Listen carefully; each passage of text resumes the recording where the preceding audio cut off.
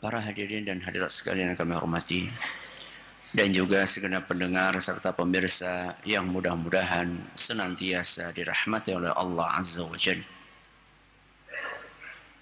Kisah tentang kekejaman PKI itu sudah mutawatir. Apa mutawatir? Semua orang tahu.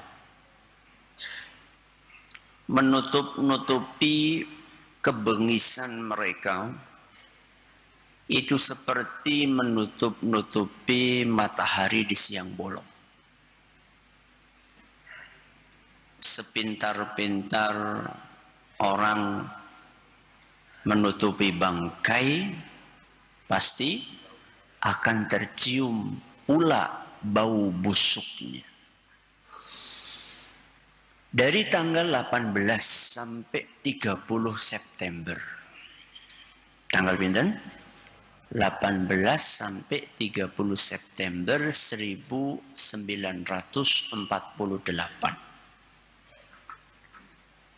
Berapa hari itu? 18 sampai 30. Berapa hari? 12-13 hari. 1948. Berarti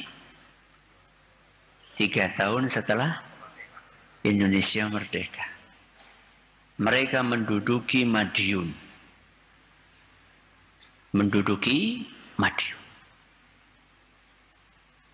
Hanya dalam 13 hari itu, berapa jumlah manusia yang mereka bantai?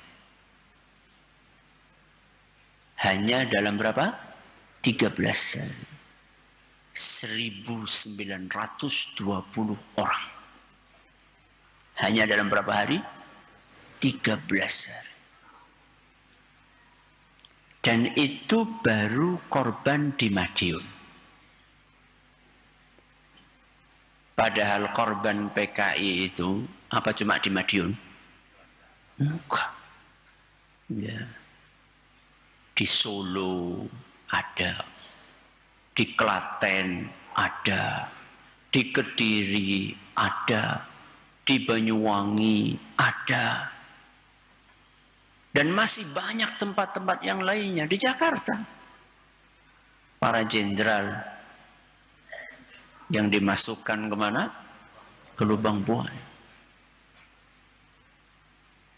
Dan rata-rata proses pembunuhannya itu tidak berperi kemanusiaan. Rata-rata.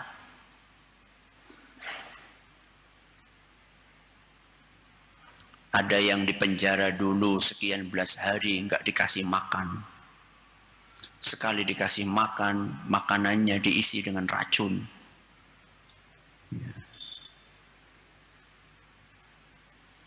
Ada yang diikat hidup-hidup, kemudian dilemparkan ke jurang. Ada yang dipukuli, belum mati, dimasukkan ke sumur, diuruk. Satu sumur bisa sampai 40 orang. Ya. Dan salah satu target utama mereka adalah kiai. Sehingga banyak santri dan kiai yang jadi korban keberingasan mereka.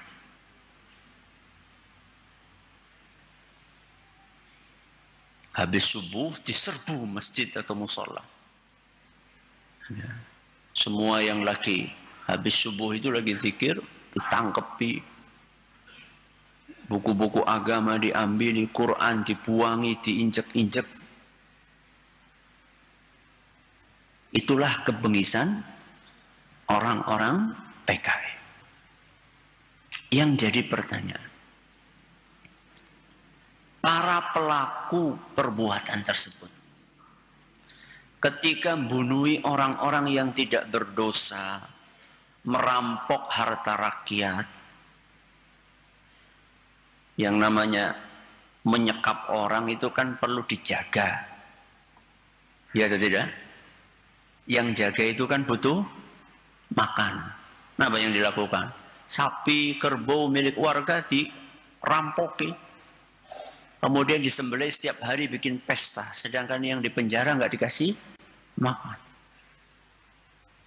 Sekali mereka pengen bunuh, dibakar dari luar. Mereka dimasukkan ke rumah, para korban, dibakar dari luar, dikunci. Yang mau keluar, di luar sudah siap dengan celurit dan macam-macam. Milih, mau mati di celurit atau mati dibakar di dalam. Yang jadi pertanyaan, para pelaku kejahatan tersebut, apa mereka tidak takut dengan pembalasan di hari kiamat? Kok sedemikian bengisnya? Tidak berperi kemanusiaan kepada orang satu bangsa, satu negara.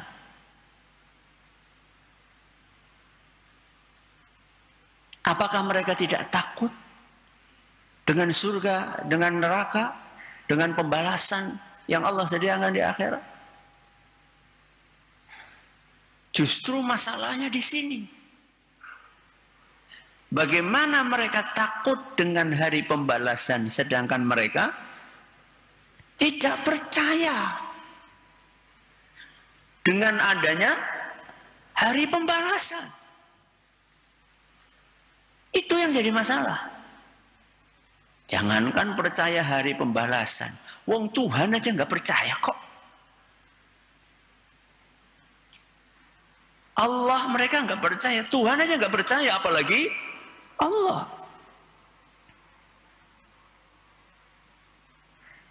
Orang yang tidak percaya dengan adanya akhirat, orang yang tidak percaya dengan adanya hari pembalasan, mereka berpotensi besar untuk berbuat kejahatan semau mereka. Kenapa? Karena mereka pikir nggak ada pembalasan.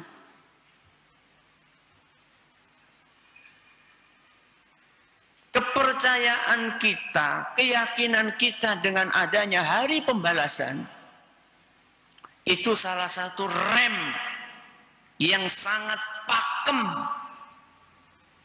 Untuk apa? Untuk mencegah kita dari perbuatan jahat.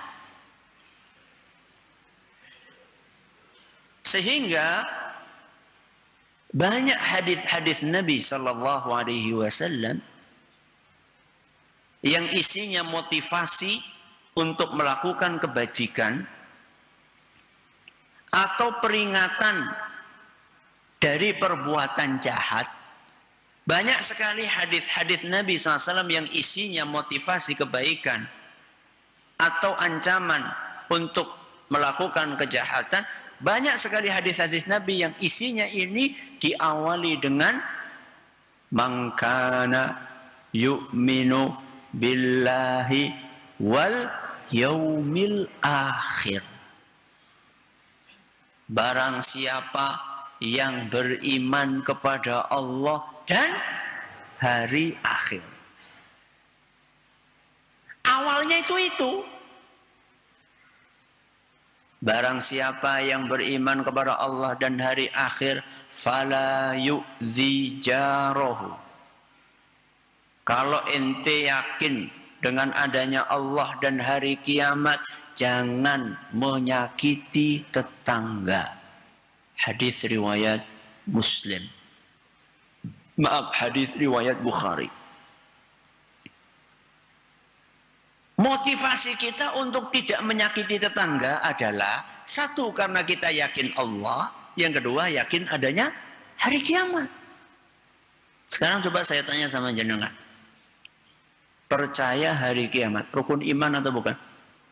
Rukun iman. Percaya kepada Allah, rukun iman atau bukan? Rukun iman. Nomor berapa? Percaya kepada Allah nomor 1.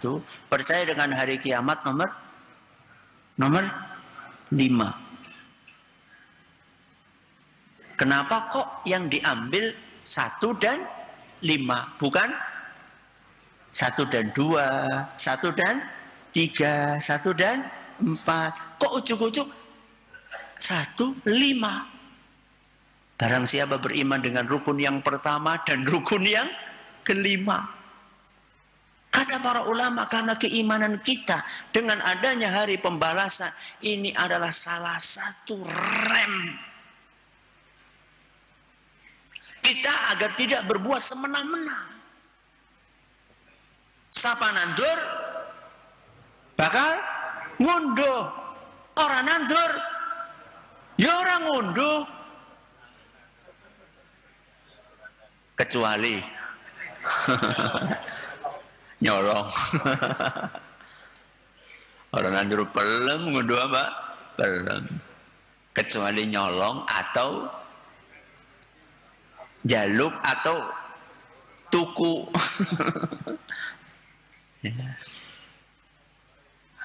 Siapa yang menanam pasti dia akan menuai, pasti dia akan mengetam.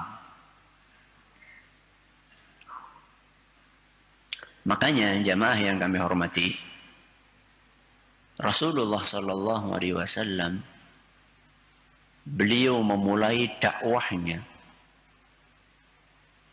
saat beliau di mana? Mekah. Jadi ada berapa fase? Ada 2 fase. Ada fase Mekah, ada fase Madinah. Total fase Mekah dan Madinah berapa tahun? 23 tahun. Dibagi berapa? 2. Fase Mekah pinten tahun? 13 tahun. Fase Madinah 10 tahun. Tema dakwah Nabi SAW saat di Mekah dengan tema dakwah beliau di Madinah, titik beratnya berbeda. Fokusnya berbeda. Kalau di Mekah fokus beliau adalah menanamkan akidah. Kalau di Madinah beliau banyak mengajarkan tentang fikih, ibadah, cara sholat, cara nopo, puasa, cara zakat, cara haji. Itu di mana? Madinah. Kalau di Mekah fokusnya adalah menanamkan akidah, menanamkan kepercayaan kepada Allah, menanamkan kepercayaan tentang adanya hari pembalasan, hari kebangkitan, tentang adanya surga, tentang adanya neraka. Pinten tahun? 13 tahun. Suwe apa sedela? Lama atau sebentar? Lumayan lama. Namanya juga pondasi.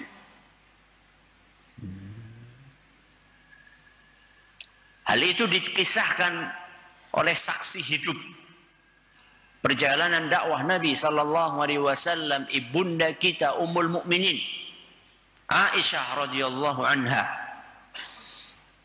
Sebagaimana yang diriwayatkan oleh Imam Bukhari. Kata Aisyah radhiyallahu anha, "Innama nazala awwala ma nazala minhu suratun minal mufassal fiha dzikrul jannati wan nar." Allah menurunkan Al-Quran itu mablek langsung atau bertahap? Bertahap. Ada yang diturunkan di Mekah, ada yang diturunkan di Madinah, berangsur-angsur.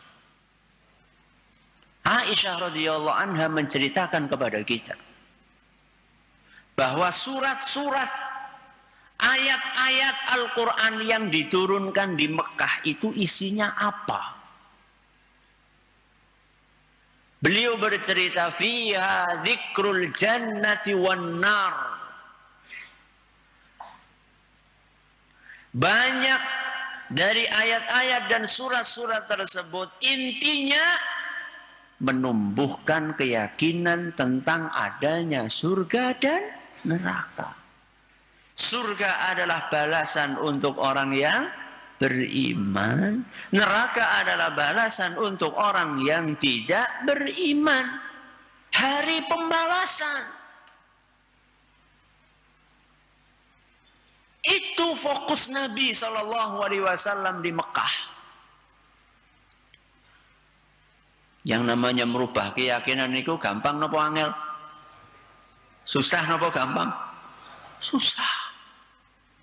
Apa maning? Gus kayak mien. Mbahmu kayak kiye. Susah? Susah. Tapi terus kalau susah mandek? Enggak. Jalan terus. Makanya Nabi SAW menghadapi komentar yang sama. Wis kawit mien. Itu dihadapi oleh Nabi SAW komentar seperti itu. Apa kata orang-orang musyrikin Quraisy? Inna wajadna aba'ana ala ummah. Dari dulu kami ini sudah seperti ini. Nganeh-nganeh aja. Ya. Melu si umum baik kenapa sih? Betul? Plek. Plek gue apa? Pada persis. Sama persis. Copy paste. Kopas. Mbah, ngertos kopas nggih? Ya. Ngeblak, nyontok. Nyontek. Niru apa yang diucapkan oleh orang-orang yang dihadapi oleh Nabi SAW dahulu. Maka proses itu dijalani oleh Nabi kita Muhammad SAW. Terus Nabi SAW menjelaskan tentang akidah, tentang tauhid, tentang keimanan. Terus efeknya apa? Kalau akidahnya sudah kuat, dengarkan apa yang disampaikan oleh Nabi SAW. Dengarkan apa yang disampaikan oleh Aisyah radhiyallahu anha. Beliau melanjutkan penuturannya, hatta idza saban nasu ila al-islam nazala al-halal wal haram. Baru setelah orang-orang itu yakin dengan ajaran Islam, akidahnya kuat, percaya dengan adanya hari pembalasan, yakin betul bahwa nanti di hari kiamat ada surga, ada neraka, baru Allah turunkan hukum-hukum halal dan haram. Kalau bahasa kita sekarang nopo? Fikih. Cara wong mien fikih. Ya. Fikih salat. Fikih nopo? Puasa. Fikih haji. Fikih zakat. Ini wajib, ini haram. Zina enggak boleh. Mabok enggak boleh. Judi enggak boleh. Baru setelah itu ini boleh, ini enggak boleh, ini halal, ini haram. Dan saat itu para sahabat radhiyallahu anhum ketika turun hukum tadi, enggak ada yang mengatakan apa-apa haram. Ora nahana. Ora kaya wong siki, apa-apa ruli. Apa-apa enggak boleh. Kan banyak orang sekarang kayak gitu dikatakan ini. Kenapa? Karena belum kuat. Apanya? Akidahnya. Kalau belum kuat, efeknya apa? Aisyah radhiyallahu anha melanjutkan penuturannya. Walau nazala awwala syai'in la tasrabul khamra laqalu la nada'ul khamra abada. Kata Aisyah radhiyallahu anha, seandainya ayat yang pertama kali diturunkan, ayat tentang pengharaman khamr. Khamr niku napa? Ciu. Angel temen bukan paham khamr. Orang ana khamr nang kene. Anane ciu ya pada bae. Ya, minuman keras, minuman yang memabukkan. Minuman tok, pil kepriwe? Ya pada bae. Yang penting membuat mabuk. Seandainya ayat yang pertama kali turun adalah isinya pengharaman khamr, bukan surga, bukan neraka, bukan kiamat. Seandainya yang pertama kali diturunkan adalah ayat tentang khamr, haram, niscaya respon dari orang-orang saat itu, masyarakat saat itu, responnya adalah la nada'ul khamra abada. Some. Apa some? Sorry ya, nggak mau kami ninggalkan apa? Khamr.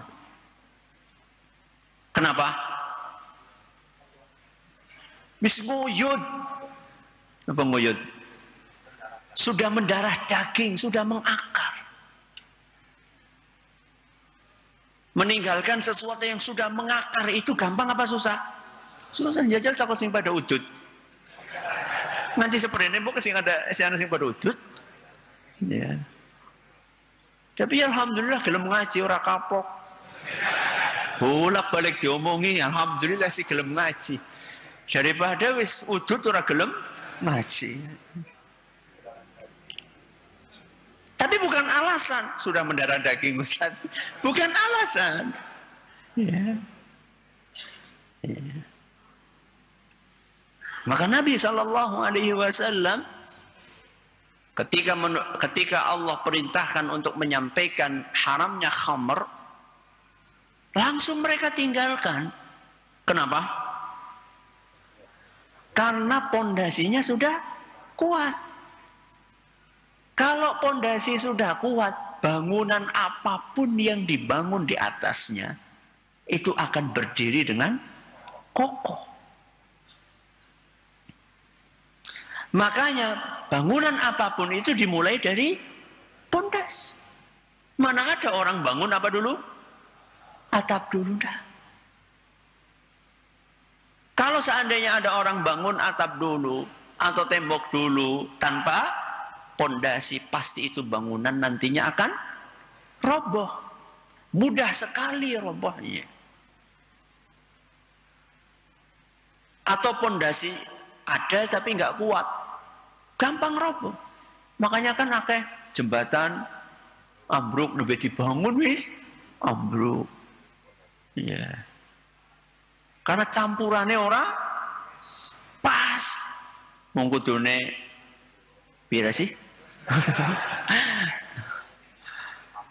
Ya, 41 ya. Enggak tahu saya. Harusnya 41, campurannya berapa? Ya, 10 siji. Wong aspal bisa dikelotok karo tangan sih kepriye. Aspal bisa dilepas, dikorek pakai tangan itu gimana? Ya. Makanya Rasulullah SAW betul-betul menanamkan pondasi ini.